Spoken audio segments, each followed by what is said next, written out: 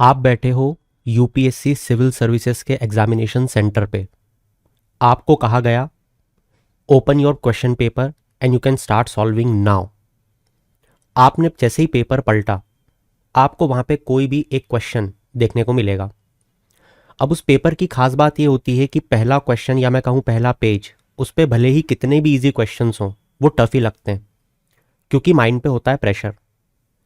तो इस प्रैक्टिस को आज से अभी से अपने अंदर इनकलकेट करने की कोशिश करो कि उस पेपर को अप्रोच करोगे कैसे। ये जो चीज़ की प्रैक्टिस हम करने जा रहे हैं, ये एक ओलंपिक रेस है। ये कोई स्प्रिंट नहीं है कि भागे और ख़त्म।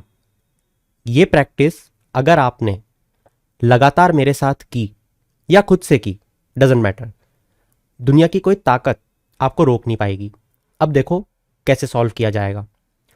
मान लेते हैं कि वो पहला क्वेश्चन जो हमारे सामने खुला है वो यही है जो आपको एग्जाम में देखने को मिला। अब जैसे ही आपने इस क्वेश्चन को देखा, सबसे पहले आपकी नज़रें किस चीज़ पे जानी चाहिए? आपकी नज़रें विच of the following is the most likely पे नहीं जानी चाहिए। आपकी नज़रें जाना चाहिए कि ये क्वेश्चन पूछा किस चीज़ पे गया है। अच्छा, unlawful activities prevention amendment act पे क्वेश्चन पूछा गया है। फिर दिमाग ये चलना चाहिए कि यूएपीए तो यार पूरे साल भर न्यूज़ में चल रहा था। मार्ट साहब ने भी चिल्ला चिल्ला के बताया था कि यूएपीए पढ़ो पढ़ो। गवर्नमेंट के अगेंस्ट बहुत सारी वॉइसेस भी उठ रही थी कि यूएपीए किसी पे भी लगा दोगे क्या? टेररिस्ट का दर्जा किसी को भी दे दोगे क्या? इससे उस व्यक्ति की इमेज खराब नहीं होगी क्या? इसका मतलब ये टॉपिक मैंने पढ़ा तो है यार। फिर आपको जो बेसिक चीज़ें आपने इसमें पढ़ी हैं वो तुरंत रिकॉल होनी चाहिए। ये जितनी भी मैं आपको प्रैक्टिस बता रहा हूँ ना, इस प्रैक्टिस में अभी तक मैंने आपको ये बोला ही नहीं कि आप क्वेश्चन पढ़ो। मैंने तो आपको ये बताया है कि आपने जैसे ही इस क्वेश्चन पे नज़र मारी, आपको यूएपीए दिख गया, और उस ये यूएपीए को देख के आपके दिमाग में कौन कौन से थॉट्स जनरेट हो रहे हैं मैं आपको वो बता रहा हूँ। जैसे कि तुरंत एक स्टूडेंट को जितने भी बेसिक कॉन्सेप्ट्स हैं जो उसने कहीं पे भी पढ़े, किसी किताब में, किसी लेक्चर में, जहाँ पे भी, वो उसे याद आने चाहिए। जैसे यूएपीए कौन लगाता है? सेंट्रल गवर्नमेंट लगाती है, स्टेट गवर्नमेंट लगाती है। जैसे यूएपीए में क्या किया जाता है? किसी को टेररिस्ट का दर्जा दिया जाता है या सीधे उसको काला पानी की सज़ा सुना दी जाती है सरकार के द्वारा? ऑफ कोर्स वो तो कर ही नहीं सकते ना, तो ये तो नल एंड वॉइड हो गया। जितनी भी चीज़ें हैं उसे तुरंत याद आ जानी चाहिए। ठीक है, जब एक बार उसने बेसिक चीज़ें अपने दिमाग में याद कर ली, फिर वो एलिजिबल हुआ है इस क्वेश्चन को पढ़ने के लिए, वरना अभी तक वो एलिजिबल ही नहीं था। चलो, which of the following is the most likely consequence if a person is declared as a designated terrorist under the UAPA? अब देखो, उसने एक चीज़ तो खुद ही बता दी कि अगर किसी व्यक्ति को टेररिस्ट डेजिग्नेट किया है, जो कि किया जाता है इस यूएपीए में, तो इसका मोस्ट लाइकली कॉन्सिक्वेंस क्या है? Most likely. अब देखो, जो एक सीरियस स्टूडेंट है ना, वो क्वेश्चन को बहुत ध्यान से पढ़ता है, और एक जो फुद्दू स्टूडेंट होता है वो सीधा कूद जाता है कि देखो देखो आंसर आता है कि नहीं, फटाफट लगा के आगे बढ़े, बहुत जल्दी जाना है मुझे। नहीं, वो ये देखेगा कि यहाँ पे मोस्ट लाइकली दिया हुआ है, मोस्ट लाइकली। इसका मतलब जब मैं ऑप्शंस को पढ़ूंगा तो there is a possibility that I will find 2 or more correct answer. तो मुझे अपनी बुद्धि जीवित रखनी है इन पूरे ऑप्शंस को पढ़ते हुए। किसी भी एक ऑप्शन पे जाके स्टिक नहीं करना है, क्योंकि वो मोस्ट लाइकली पूछ रहा है। ठीक है, हो सकता है, मैं बोल रहा हूं, इट्स नॉट कंपलसरी कि 2 सही आंसर मिलेंगे, मैं बोल रहा हूं हो सकता है। चलो, पहला option, the person's assets are automatically frozen by the government. हाँ, पढ़ के तो लग रहा है यार कि जो पर्सन के असेट है वो ऑटोमेटिकली फ्रीज हो जाते होंगे, क्योंकि जिसको टेररिस्ट का दर्जा दिया जा चुका है तो उसके असेट्स तो सरकार के होने चाहिए ना। मतलब ये फिजिबल लग रहा है, हो सकता है ना, बिल्कुल हो सकता है। आगे बढ़ते हैं। The person loses their Indian citizenship automatically. अरे भैया, 1 मिनट रुको जरा। पहली बात तो ये यूएपीए के अंतर्गत टेररिस्ट का दर्जा देगा कौन? ये तो आपको आना ही चाहिए, ये देगी सरकार। ठीक है, तो सरकार किसी को भी वो दर्जा दे के ऐसे तो उससे इंडियन भारतीय सिटीजनशिप ही छीन लेगी। तो अगर मैंने गवर्नमेंट के अगेंस्ट बोला और गवर्नमेंट ने मेरे अगेंस्ट यूएपीए लगा दिया कि साला ज़्यादा बोलता है, इसकी तो अभी बोलती बंद करते हैं, है ना, तो मेरी तो सिटीजनशिप ही गई। आपको क्या लगता है पॉसिबल है क्या ये ऑप्शन? नहीं, ये ऑप्शन नहीं हो सकता। मतलब पूरी दुनिया में इस क्वेश्चन का आंसर भले ही कुछ भी हो जाएगा मगर बी ऑप्शन नहीं होगा, है ना। तो ये थोड़ा सा ना कॉमन सेंस है। मतलब ऐसा नहीं है कि पूरे क्वेश्चन में आपको एक भी पॉइंट ऐसा नहीं मिलेगा जिसको आप रिमूव ही नहीं कर पाओगे। ठीक है, आगे बढ़ते हैं। The person could be detained for a maximum of 180 days without the possibility of bail. अब यहाँ पे दो कॉन्सेप्ट आ गए। पहला तो आ गया, उसने एक तारीख दे दी या एक दिन बता दिए कि डिटेन किया जा सकता है 180 दिन तक without the possibility of a bail, वो बेल भी नहीं मिलेगी। अब देखो एक फुद्दू स्टूडेंट क्या करता है। फुद्दू स्टूडेंट ने इतनी सारी एलिमिनेशन टेक्निक सीखी होती है कि वो पूरा क्वेश्चन ही नहीं पढ़ता है। वो क्या करता है, वो बस ये देखता है सी ऑप्शन, ये न्यूमेरिक वैल्यू दी हुई है 180 डेज, और मेरे को मार्ट साहब ने बताया हुआ है कि यहाँ पे ऑर्गेनाइजेशन का नाम आए, न्यूमेरिक वैल्यू आए, तो वो ऑप्शन गलत होता है, तो वो उसको भी गलत कर देगा और फट से आगे बढ़ जाएगा। ये जो एलिमिनेशन टेक्निक्स होती हैं ये काम आती हैं। ये जो बात है कि न्यूमेरिक वैल्यूज, वो सब बातें ठीक है। अरे भाई पहले क्वेश्चन तो पढ़ ले, उसके बाद ही सब कर लेना प्रपंच। ठीक है, तो अब ये जो पॉइंट है या ये जो बात इस ऑप्शन में बोली गई है ये शायद नहीं आती, और टफ है, मुझे भी नहीं आ रही, तो उसको होल्ड पे रखते हैं, नहीं आ रहा। अब D, the person could only revoke such designation through judicial means. मतलब कि सरकार ने अगर उसको टेररिस्ट का दर्जा दे दिया तो वो सिर्फ जुडिशियल मीन्स के थ्रू ही उस डेजिग्नेशन को रिवोक करवा सकता है। मगर एक मिनट, जब सरकार उसको वो टेररिस्ट का दर्जा दे रही है तो क्या सरकार उस दर्जे को हटा नहीं सकती क्या? ये तो अपने आप में एक सोचने वाली बात है, हाँ या ना। ऑफ कोर्स कोर्ट तक तो आप हर चीज में जा ही सकते हो, सरकार के अगेंस्ट चले जाओ, है ना, फॉरेन गवर्नमेंट के अगेंस्ट चले जाओ, आप तो कुछ भी कर सकते हो कोर्ट के पास जाके। बट सरकार ने अगर टेररिस्ट का दर्जा दिया है तो सरकार वापस नहीं ले सकती क्या? मगर यहां तो ओनली लिखा हुआ है, ओनली, क्या लिखा हुआ है, only revoke through judicial means. ये बात थोड़ी हजम नहीं हो रही, आपको क्या लगता है? इसको भी हटाओ। अब मुद्दा आया दो चीजों का, ए और सी। अब स्टूडेंट क्या करेगा? अब स्टूडेंट बकेगा गाली मार्ट साहब को। क्यों? क्योंकि वो ये बोलेगा कि मार्ट साहब ने मुझे जब यूएपीए पढ़ाया था तो मार्ट साहब ने मुझे ये नहीं बताया कि किसी पर्सन को कितने टाइम तक डिटेन किया जा सकता है maximum without the possibility of a bail. मगर वो एक बार के लिए ये नहीं सोचेगा कि मार्ट साहब ने ये तो बताया था कि प्रॉपर्टी सीज करने के लिए प्रायर अप्रूवल जरूरी है डीजीपी का, और अगर ये चीज मार्ट साहब ने बताई है तो मैं इस ऑप्शन को गलत मार्क कर सकता हूं। और जैसे ही मैंने इस क्वेश्चन को गलत मार्क किया मैं अपने आंसर पे ऑलरेडी पहुंच गया। तो इस क्वेश्चन से आपने क्या सीखा? इस क्वेश्चन से आपने ये सीखा कि किसी भी चीज के अगर आपको बेसिक्स क्लियर हैं और अगर आपका प्रेजेंस ऑफ माइंड किसी क्वेश्चन के लिए जिंदा है तो आप क्वेश्चन को धीरे धीरे पढ़ते हुए भी, बिना माउंटेन ड्यू पिए, तूफानी तरीके से सॉल्व करे बिना, आप एक बहुत लॉजिकल कंक्लूजन तक पहुंच सकते हो। अब इस पर आपका क्या विचार है चैट सेक्शन में एक बार जरूर बताना। तो चलो चलते हैं नेक्स्ट क्वेश्चन पे। बस यही गलती एक फुद्दू स्टूडेंट करता है, क्योंकि उसको मतलब ही नहीं एग्जाम निकालने से, उसको मतलब है क्वेश्चन को सॉल्व करने से कि भैया यूएपीए का मैंने एक क्वेश्चन सॉल्व कर लिया, अब मैं आगे बढ़ूंगा। अरे भैया अगर तेरे नोट्स में ये पॉइंट मेंशन नहीं है और तू टेस्ट सीरीज लगा रहा है तो भाई लिख लेना उसको कि एक पर्सन को डिटेन किया जा सकता है for a maximum 180 days without any bail. करना क्या है, पेन ही तो चलाना है। सिंपली यहां पे लिखना है 180 डेज का डिटेंशन विदाउट बेल। अब अगर ऐसा और भी कोई पॉइंट इस क्वेश्चन में होता तो उसे भी यहां पे स्टूडेंट लिख लेता। तो अगर उसे लगता है कि ये पॉइंट उसके काम का है और वो फ्यूचर में भूल जाएगा तो उसे यहां पे लिख लेना चाहिए। और हम इतने बुद्धिजीवी तो है नहीं कि हम किसी चीज को भूले ही ना। तो ऑन अ सेफर साइड ये चीज हर स्टूडेंट को लिख लेनी चाहिए बस। अब बाकी के जो पॉइंट्स हैं उसको लिखने की जरूरत ही नहीं है। अगर आप इस प्रैक्टिस को करोगे ना, मार्क माय वर्ड्स, आप सिर्फ 100 क्वेश्चन सॉल्व करके देखो, और अपने अंदर के कॉन्फिडेंस को सिर्फ एक बार देख लेना। अगर आपको रिजल्ट ना मिले तो मुझे आके ज़रूर बताना। खैर, शुरू करते हैं।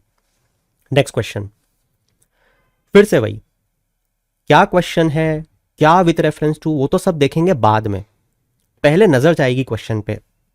क्या नज़र जाएगी कि भैया यहाँ तो बात चल रही है न्यूक्लियर रिएक्टर पे, ओहो, बात चल रही है थोरियम और यूरेनियम पे, ओहो, प्रेशराइज्ड हैवी वाटर रिएक्टर, अच्छा, मतलब ये 3 स्टेज न्यूक्लियर रिएक्टर पे क्वेश्चन है।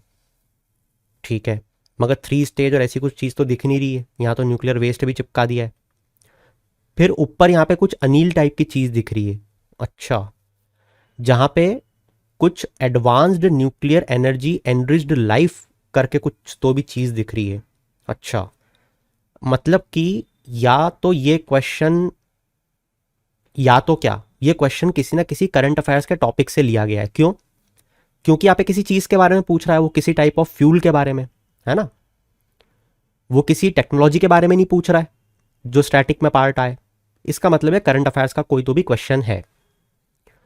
अब एक बार क्वेश्चन देखते हैं।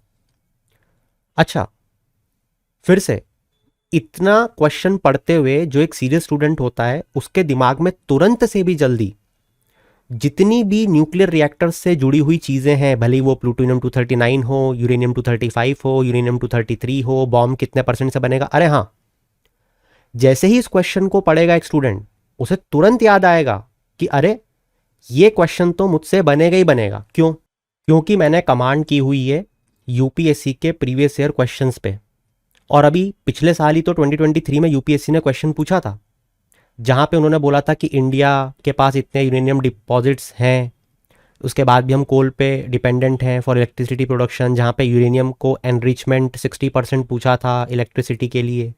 तो इस क्वेश्चन को तो मैं कर चुका हूँ, तो ये तो मुझे आना चाहिए टॉपिक। तो वो तुरंत इस क्वेश्चन को बेस बना के इस क्वेश्चन को पढ़ने लग जाएगा कि हाँ भैया कुछ तो आता है मुझे।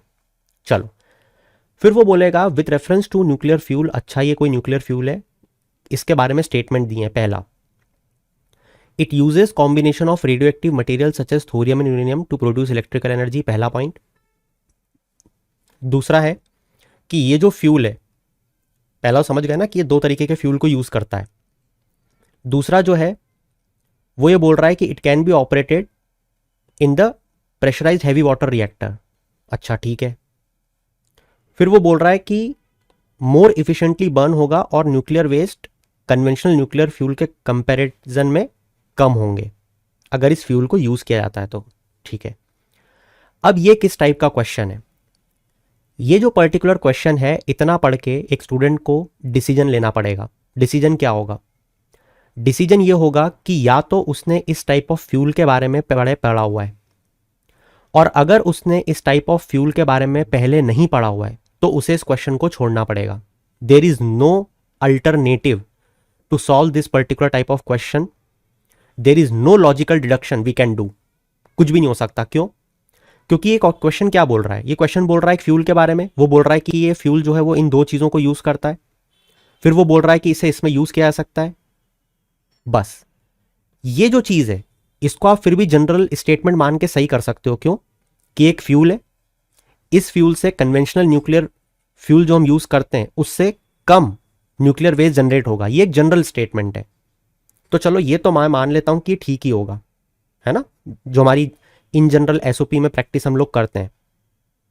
बट बाकी के जो 2 स्टेटमेंट हैं उसको कैसे थोड़ी कर सकते हो जब तक आपने उसको पढ़ा नहीं है, राइट? तो यहां पे फिर स्टूडेंट को अपने नोट्स को याद करना पड़ेगा, जहां पे उसे तुरंत अनिल के बारे में याद आना चाहिए, ये फिगर याद आना चाहिए, याद आना चाहिए कि इस पे बात चल रही है कि रेडी हो जाएगा बाय 2026। इनफैक्ट अभी रेडी पोजीशन में ही है ये, राइट? फिर ये जो पूरा फ्यूल है ये हमारे देश के साइंटिस्ट अनिल काकोडकर जी के नाम पे रखा गया है, तो इसके आने की प्रोबेबिलिटी सोचो कितनी है, राइट? और क्यों यूपीएससी ने इस क्वेश्चन को पूछा? फिर उसको ये याद आएगा कि ये जो टॉपिक है ये एक्चुअली में ग्रीन एनर्जी ट्रांजिशन का टॉपिक है, तो इस फ्यूल को यूज करके हम ग्रीन एनर्जी ट्रांजिशन करने जा रहे हैं, और इस ग्रीन एनर्जी ट्रांजिशन को उठा के ही यूपीएससी ने क्वेश्चन फ्रेम किया 3rd पॉइंट न्यूक्लियर वेस्ट को बना के। और बाकी जो पॉइंट्स हैं थोरियम के, यूरेनियम के और इस हेलियू के, वो उसे याद आना चाहिए। वैसे चीज़ें तो बहुत सारी बताने की, बट अगर आपने ये चीज़ पढ़ी है तभी आप इस क्वेश्चन को सॉल्व कर सकते हो। और अगर इस तरीके से पढ़ी है इन अ वेरी शॉर्ट मैनर तो आपके लिए क्वेश्चन बहुत ईजी बन जाएगा। अब अगर आपने इस चीज़ को नहीं पढ़ा तो ऑफ कोर्स सी बात है, साइंस मॉड्यूल को खोलो और इसको जाके पढ़ो। और बात यहां पे ख़त्म मत कर देना, क्योंकि आपको शायद पता ना हो कि इस क्वेश्चन को क्यों बनाया गया था, बट यहां से एक क्वेश्चन आना डेल श्योर है, डेल श्योर क्वेश्चन आएगा। क्योंकि इंडिया के न्यूक्लियर प्रोग्राम में कोर लोडिंग की गई थी इन are indigenous prototype fast breeder reactor. ये एक पूरा टॉपिक मल्टीपल टाइम न्यूज़पेपर्स ने कवर किया था, जिसमें बहुत सारी चीजों का जिक्र किया गया था। इसी प्रोटोटाइप फास्ट ब्रीडर रिएक्टर में न्यूक्लियर वेस्ट की भी बात की गई थी। और इसीलिए मैंने जब आपको इसकी आंसर राइटिंग करवाई थी तो यहां पे प्लूटोनियम 239 को बेस बना के पूरे न्यूक्लियर फ्यूल को समझाया था। फिर जो फास्ट ब्रीडर रिएक्टर है उससे एनर्जी सिक्योरिटी हम कैसे अचीव करने जा रहे हैं इन स्टेजेस वाइज, जिसमें हम 3 स्टेज को पढ़ते हैं, फिर मैंने आपको वो पढ़ाया था। और इसी पे मैंने इस क्वेश्चन को बेस करके बनाया। क्या आप लॉजिक समझ पा रहे हो कि इस क्वेश्चन को बनाने का ऑब्जेक्टिव क्या था? इस क्वेश्चन को बनाने का ऑब्जेक्टिव इन सारे आर्टिकल्स को एक साथ मर्ज करके आपको टेस्ट करने का था कि आप इस चीज को इन आर्टिकल से कनेक्ट कर पाते हो या नहीं। क्लियर? इसी के साथ चीज अभी खत्म नहीं हुई है। किसी भी चीज को एक बार ऐसे पढ़ो कि उससे रिलेटेड दुनिया की कोई भी चीज वो आपसे पूछ ले, आपसे वो चीज बनना चाहिए। बस अगर आपने इतना कर लिया तो 99% जनता के ऊपर तो आप उसी दिन पहुंच जाओगे। आपको जितना भी हमारे न्यूक्लियर प्रोग्राम का डाटा सेट है, रिएक्टर बनाने के लिए कितना, बॉम्ब बनाने के लिए कितना, 3 स्टेज न्यूक्लियर पावर प्रोग्राम कैसे काम करता है, ये न्यूक्लियर रिएक्टर ही कैसे काम करता है, इसमें मेजर कौन कौन से कंपोनेंट होते हैं। यार एक बहुत बेसिक सी चीज बताओ मुझे, क्या एक यूपीएससी एस्पिरेंट को न्यूक्लियर रिएक्टर के मेजर कंपोनेंट्स के बारे में नहीं पता होना चाहिए क्या? फीजन और फ्यूजन में ड्यूटेरियम ट्राइटियम क्या होते हैं, कैसे बनते हैं, ये उसको नहीं पता होना चाहिए? अगर मैं उससे यूरेनियम रिजर्व्स के बारे में पूछ लूं, या चलो मैं आपसे एक क्वेश्चन पूछता हूं थोरियम रिजर्व्स के बारे में, मिलियन टन्स में हमारे पास कितना थोरियम रिजर्व है ना? हम लगातार पढ़ रहे हैं अभी, इतना ज्यादा है, इतना ज्यादा है। और क्यों पूछूं मैं आपसे क्वेश्चन? क्योंकि ऑलरेडी अगर आपने प्रीवियस ईयर क्वेश्चन पे कमांड की हुई है, जैसा मेरा आपको पढ़ाने का हमेशा तरीका रहता है, तो बार बार मैंने आपको ये चीजें बताई है कि प्रीवियस ईयर क्वेश्चन पे ध्यान दो। ये देखो thorium, thorium thorium produce less harmful waste, thorium is far more abundant in nature than uranium. वो बार बार आपसे एक ही तरीके के क्वेश्चन पूछ रहा है, तो हो सकता है ना कि नियर फ्यूचर वो आपसे मिलियन टन्स में भी पूछ ले। हिंट तो वो दे ही चुका है, कितने क्वेश्चन सॉल्व किए आपने। तो बस इसको बेस बनाओ, सारे क्वेश्चंस को एक बार में सॉल्व करो, काम खत्म। ये होता है इफिशिएंट तरीके से पढ़ने का तरीका। ठीक है, पढ़ तो पूरी दुनिया रही है, पढ़ना नहीं है, इसको क्रैक करना है। ठीक है, चलो फिर से वही प्रोसेस। नेक्स्ट क्वेश्चन क्या करेंगे? सबसे पहले नजर डालेंगे, किस पे गई नजर? जुडिशियल रेस्ट्रेंट पे। मतलब क्या दिमाग में आना चाहिए? दिमाग में आना चाहिए जुडिशरी, दिमाग में आना चाहिए जुडिशियल रिव्यू, दिमाग में आना चाहिए आर्टिकल 13, दिमाग में आना चाहिए, बस हो गया। आप कितना लाओगे दिमाग में? अब क्वेश्चन पे ध्यान दो। क्या बोल रहा है? जुडिशियल रेस्ट्रेंट क्या होता है? ये 4 ऑप्शन दिए हैं। ठीक है, आओ देखते हैं जरा। पहला बोल रहा है कि इट रिक्वायर द जजेस to always defer the decision of the political branches of government. ये क्या बात हुई भैया कि जजेस हमेशा डेफर करेंगे decision of the political branches, मतलब हमेशा अपोज ही करते रहेंगे क्या? कुछ इस टाइप की बात बोलने की कोशिश कर रहा है। ये तो कुछ फर्जी टाइप की बात लग रही है पर्सनली मुझे। इट रिक्वायर्स द जजेस to always differ the decision of political branches of government. Political branches of government जो है उसको हमेशा डेफर करते जाओ। कोई तुक वाली बात ही नहीं है। मतलब ये तो क्वेश्चन को हटा दो, ये जुडिशियल रेस्ट्रेंट क्वेश्चन को अगर मैं हटा भी दूं तो भी ये चीज सही नहीं है ना? सेकंड, अच्छा पहले जब क्वेश्चन पढ़ा तो जुडिशियल रिव्यू होता है ना, कि किसी डिसीजन को रिव्यू करना। तो रेस्ट्रेंट का क्या मतलब होता है? मतलब इंग्लिश तो आती है ना। रेस्ट्रेन का मतलब क्या होता है? रेस्ट्रेन का मतलब होता है अपने आप को रोकना, है ना। जैसे हम सही तरीके से पढ़ना तो जानते हैं मगर अपने आप को रोक के रखते हैं कि नहीं नहीं सही तरीके से नहीं पढ़ना है अपने को, कहीं सिलेक्शन विलेक्शन नहीं हो जाए गलती से। तो जब आप जुडिशियल रेस्ट्रेन को पढ़ रहे हो तो क्या आपको ऐसा कुछ लग रहा है क्या कि जुडिशरी अपने आप को रेस्ट्रेन करके रखती है? हाँ, बहुत सारी चीज़ों में रेस्ट्रेन करके रखती है। याद करो कि वो पब्लिक डोमेन में आके कुछ बातें नहीं बोलते हैं, राइट। फिर वो अपने ओपिनियन शेयर नहीं करते हैं, इस तरीके की बातें। हाँ, तो रेस्ट्रेन तो बहुत सारी तरीके से करती है वो अपने आप को। चलो आगे बढ़ते हैं। इट एनकरेजेस जजेस to limit their own authority to interfere with the decisions of the other branches of government.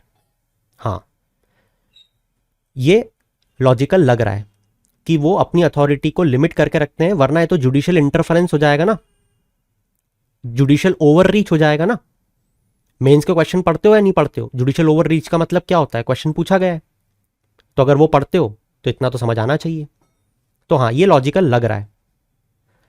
अगला, इट अलाउज जजेस to engage in judicial activism. देखो आ गया जुडिशियल एक्टिविज्म। इट अलाउज जजेस to engage in judicial activism when they deem it necessary to protect individual rights.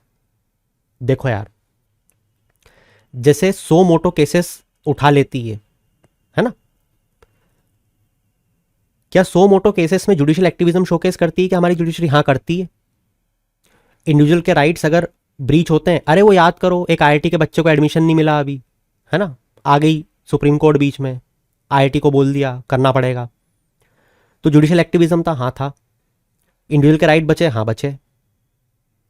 अरे मगर वो यहाँ पे तो रेस्ट्रेन की बात कर रहा है ना, कि अपने आप को रोकती कब है। तो जुडिशियल रेस्ट्रेन और एक्टिविज्म अपने आप में अपोजिट नहीं दिख रहे हैं क्या? हाँ या ना? मतलब खुद सोचो, दिख रहे हैं या नहीं दिख रहे हैं? दिख रहे हैं तो गलत मार्क करो, फिर देख क्या रहे हो। अगला, it is a rigid and inflexible approach that limits the judiciary's ability to interpret and apply the law. क्या बोल रहा है? समझ ही नहीं आया, वापिस से पढ़ता हूं। ये एक रिजिड और इनफ्लेक्सिबल अप्रोच है। ये फर्जी पॉइंट बनाया है पहले तो, इसका कोई मतलब ही नहीं, हटाओ उसको। ये लिमिट करता है जुडिशरी की ability to interpret and apply the law. अरे भैया, इंटरप्रिटेशन ऑफ द लॉ तो जुडिशरी का मेन काम है ना। तो वही नहीं करेगी तो करेगी क्या? तो ये तो पॉसिबल ही नहीं है कि कोई एक ऐसी चीज हो एग्जिस्टेंस में जो जुडिशरी को उसका काम करने से ही रोक दे। समझ आ रही बात मैं क्या बोल रहा हूं? मतलब दुनिया में कोई ऐसी चीज, ऐसा कोई कीटम होगा क्या जो जुडिशरी को उसका मेन काम करने से ही रोक दे? और अगर वो कीटम प्रेजेंट है, जो कि हमने सुना है कि हाँ भैया ऐसा कुछ होता है, तो उस बिहाफ पे ये ऑप्शन तो कहीं से कहीं तक सही हो बैठता ही नहीं है। समझ रहे हो? ये तो हो ही नहीं सकता। ठीक है, अब देखो यार, मुद्दे की बात ये है कि तुक्के में और भतोलेबाजी में क्वेश्चन हो गया है गलती से मुझसे सॉल्व। ठीक है, तो इसका आंसर तो बी ही है। बट अगेन, यहां पे अगर किसी एक स्टूडेंट ने चीज को खत्म करके वो आगे बढ़ गया तो फिर से वो फुद्दू है। उसे इस क्वेश्चन को सॉल्व करने के बाद तुरंत से भी जल्दी क्या करना चाहिए? तो उसे पढ़ना चाहिए पॉलिटी के शॉर्ट नोट्स जो साल भर से हम पढ़ रहे हैं। तुरंत उसे पढ़ना चाहिए judicial review, judicial activism, judicial overreach, judicial legislation और जुडिशियल रेस्ट्रेन में क्या डिफरेंसेस होते हैं। यह क्वेश्चन यहां से उठाया गया है।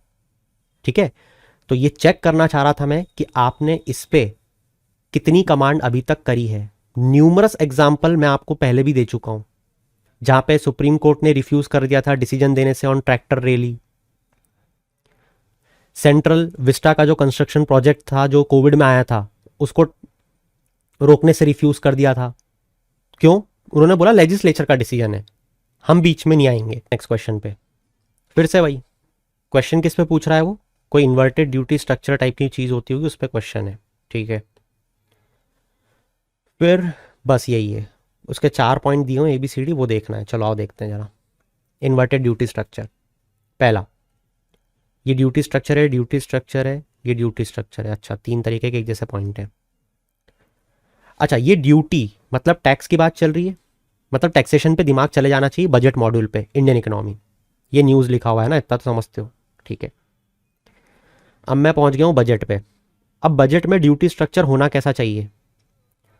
बजट में ड्यूटी स्ट्रक्चर ऐसा होना चाहिए, ये मेरा देश है, ये दूसरा देश है, ये अगर फिनिश्ड प्रोडक्ट बेच रहा है, जैसे हार्ले डेविडसन का किस्सा चला था याद करो, तो फिनिश प्रोडक्ट पे बहुत ज़्यादा टैक्स लगा देना चाहिए। और जो इनपुट्स आ रहे हैं, जैसे इंजन आ रहा है, चेसिस आ रही है, उस पर कम टैक्स। क्यों? ताकि यहाँ पे आके एटलीस्ट मैन्युफैक्चर तो, यहाँ पे एम्प्लॉयमेंट तो जनरेट हो। तो इनपुट पे कम टैक्स, आउटपुट या फिनिश प्रोडक्ट पे ज़्यादा टैक्स होना चाहिए, होना चाहिए। तो ड्यूटी स्ट्रक्चर कुछ इस तरीके का होना चाहिए, है ना। और उसका उल्टा है तो वो इन्वर्टेड हो जाएगा। तो इन्वर्टेड ड्यूटी स्ट्रक्चर, कुछ इस तरीके की बात मेरे थॉट में आनी चाहिए एग्जाम में बैठ के कि यार ये कुछ इस टाइप की एक्सपोर्ट इंपोर्ट की बात चलेगी, है ना। क्योंकि नीचे जब मैंने देखा तो मुझे यहाँ कुछ एक्सपोर्ट इंपोर्ट ये चीज़ें पहले दिख गई। और ड्यूटी स्ट्रक्चर एक्सपोर्ट इंपोर्ट के लिए कैसा होना चाहिए, मेरे दिमाग में एक सेकंड के लिए ये आया, और वो इन्वर्टेड मतलब कि उल्टा है। तो उस चीज़ को मुझे ढूंढना है। ठीक है, पहला पॉइंट, जहां पे input are taxed at higher rate than finished product. अब एक्चुअली में तो मैं इसी पॉइंट को ढूंढ रहा था कि जहां पे इनपुट को टैक्स किया जाए हायर रेट्स पे देन फिनिश प्रोडक्ट, तो ये उल्टा होगा जो हम ड्यूटी स्ट्रक्चर की बात कर रहे थे। तो खैर ठीक है, अभी बाकी के ऑप्शंस भी देखते हैं। ऑप्शन भी बोल रहा है कि ड्यूटी स्ट्रक्चर ऐसा which allows producer to offset the taxes paid on input. अच्छा, ये तो कुछ रॉड टैप जैसी बात लग रही है ना। रॉड टैप वो याद आ गया। देखो कैसे चीज़ों को कनेक्ट किया जाता है। याद करो, हमने अब देखा था WTO में अपोज किया भारत के MEIS और SEIS को, याद आ रहा है, मर्चेंडाइज एक्सपोर्ट इंसेंटिव स्कीम। फिर रॉड टैप लेके आ गए, याद आ रहा है। तो ये कुछ वैसी बात नहीं लग रही कि, और इनफैक्ट मेरे को तो ये ऑप्शन भी वैसे ही लग रहा है। देखो ध्यान से कि एक ऐसा distributor taxes waived on export, export करोगे तो टैक्सेस वेव हो जाएंगे, यही तो करते हैं, याद करो, but not on imported goods, है ना। तो इसको इससे कनेक्ट कर सकता था मैं, ठीक है। बट ये जो चीज है ये इन्वर्टेड ड्यूटी स्ट्रक्चर नहीं है। तो अगर मेरे को ये आता है तो इन दो ऑप्शन को मैं पहले मार्क करता गलत कि ये तो आंसर नहीं है ना। किस बेसिस पे? क्योंकि मेरे को रॉड टैप अच्छे से आता है, ठीक है। नेक्स्ट ऑप्शन क्या बोल रहा है? It involves imposition of higher import duties primary to discourage import for safeguarding domestic. अरे ये तो इंपोर्ट सब्सटीट्यूशन है। अरे भैया ये तो इंपोर्ट सब्सटीट्यूशन है कि इंपोर्ट ड्यूटीज बढ़ा दो, इंपोर्ट कम होंगे, डोमेस्टिक इंडस्ट्री बच जाएगी। अगर ये आंसर होता तो यहां पे वो कुछ इंपोर्ट सब्सटीट्यूशन या उससे मिलता जुलता शब्द डालता, है ना। इन्वर्टेड ड्यूटी स्ट्रक्चर थोड़ी डालता। तो ये तो हो ही नहीं सकता। तो अपने आप को चेक करने का ये एक और तरीका था। तो जितने भी इंडियन इकोनॉमी स्टूडेंट्स हैं उनको मैं फिर सजेस्ट करूंगा, मैंने आप लोगों को जितने भी क्वेश्चन सॉल्व करवाए हैं अंडर इंडियन इकोनॉमी कोर्स, वो बेसिक क्वेश्चन हैं जो आपकी अंडरस्टैंडिंग का जो लेवल है, जो आपको इकोनॉमी में डिफिकल्टीज होती हैं, उसकी एक ऐसी सटीक अप्रोच आपको सिखाएगा। बट आपको रिलीजियसली उन सारे लेक्चर्स को देखना होगा और कान नाक दिमाग खोल के उन्हें समझना होगा। आपको इन क्वेश्चंस जितने भी हमने 3-4 क्वेश्चन सॉल्व करे, might be in terms of number they are very less, but अगर आप मेरे पर्सपेक्टिव से देखोगे तो मैंने आपको कम से कम 8 से 10 टॉपिक या तो होमवर्क में दे दिए या मैंने समझाया कि कैसे वो उससे रिलेटेड है। तो अगर आप जितनी चीज़ें मैंने आपको बताई अगर आप वो जाके करते हो तो आपके एटलीस्ट 10 टॉपिक कंप्लीट हो चुके होंगे आज की आज। और वो 10 टॉपिक ऐसे कंप्लीट होंगे कि अब उनमें से आपसे कोई कुछ भी पूछ ले, you will be able to answer that question. Hope आपको ये जो मेथडोलॉजी है वो पसंद आई होगी। चैट सेक्शन में एक बार ज़रूर बताना अगर आपके कोई अच्छे व्यू पॉइंट आते हैं which I can incorporate in my sessions. I will surely do so. Will meet you soon, till then keep shining, have a good day.